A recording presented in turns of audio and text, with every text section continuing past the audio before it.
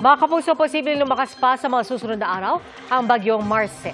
Sa latest forecast track, sa Huwebes ng gabi o Biyernes ng madaling araw, may chance itong maglandfall sa Babuyan Islands o mainland northern Cagayan.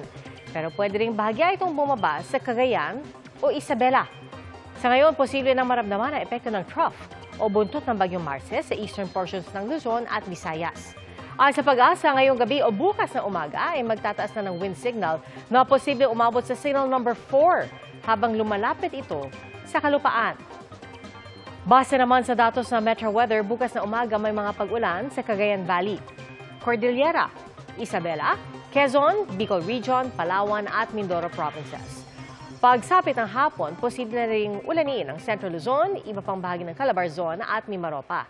May mga pag-ulan din sa ilang bahagi ng Panay Island, Negros Provinces, Central at Eastern Visayas, pati na sa ilang lugar sa Mindanao dahil naman sa thunderstorms. May chance rin ng ulan sa Metro Manila bukas, lalo na sa hapon o gabi.